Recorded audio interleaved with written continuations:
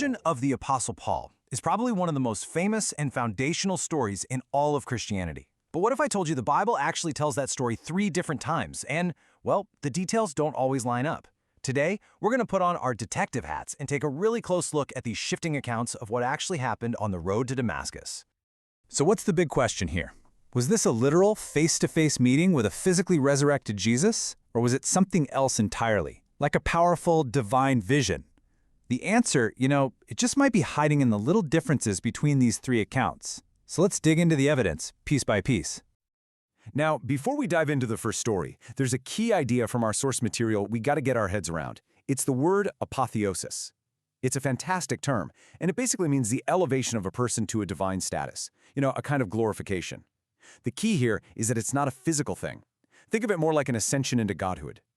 This idea of a non-physical divine event is going to be super important, so just keep it in the back of your mind as we look at this first account. All right, so our investigation kicks off with the very first telling of the story, right there in Acts chapter 9. This is the version most people are familiar with, the one that really sets the stage for everything else. Okay, pay really close attention to what happens to Paul's buddies here. The text is incredibly specific. They're standing there totally speechless. They can hear the voice, but, and this is critical, they see no one. That little detail, that's our first major clue. So let's just break that down real quick. In this first account, Paul gets hit with a light and hears a voice. His companions hear it too, but they don't see a single person. According to our sources analysis, this already points away from a physical meeting and leans much more toward that idea we just talked about, a divine vision, an apotheosis. But of course, the story doesn't stop there. Years go by, and Paul retells the event himself. And this is where things start to get really interesting. As you're about to see in this second account from Acts 22, the details begin to shift. And there it is. Look at that quote closely. In this version, the companions saw the light, which you'll notice wasn't mentioned in the first account. But now, even though they hear the sound, they don't actually understand the voice. The whole experience has been tweaked, just a little bit. So let's just put them right next to each other to see it clearly.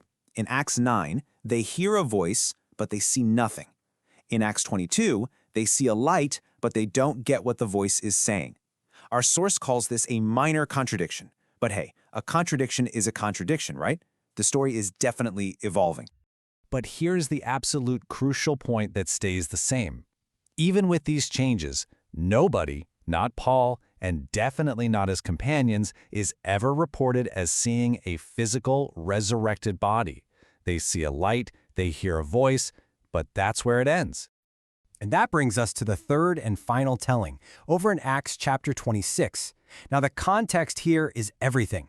Paul is giving his testimony before King Agrippa. He's speaking to royalty. And as we're about to see, the story seems to get a little bigger, a little grander to match the audience. Did you catch that?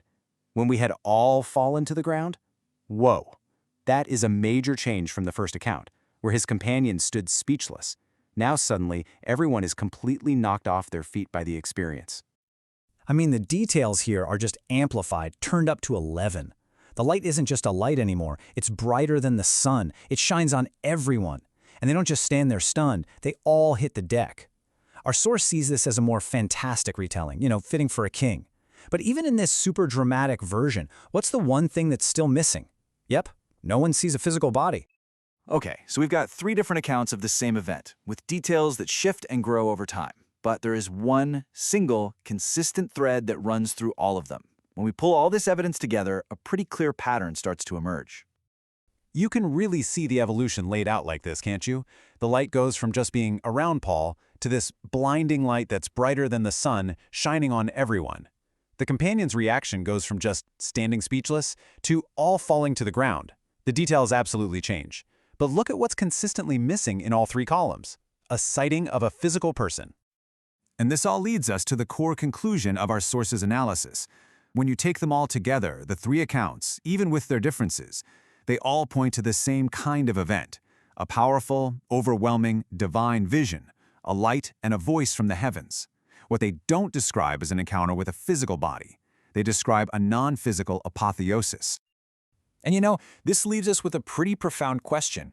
If this interpretation is right, if the conversion that arguably launched Christianity into the world was based on a vision and not a physical encounter, What does that mean for the nature of the resurrection itself?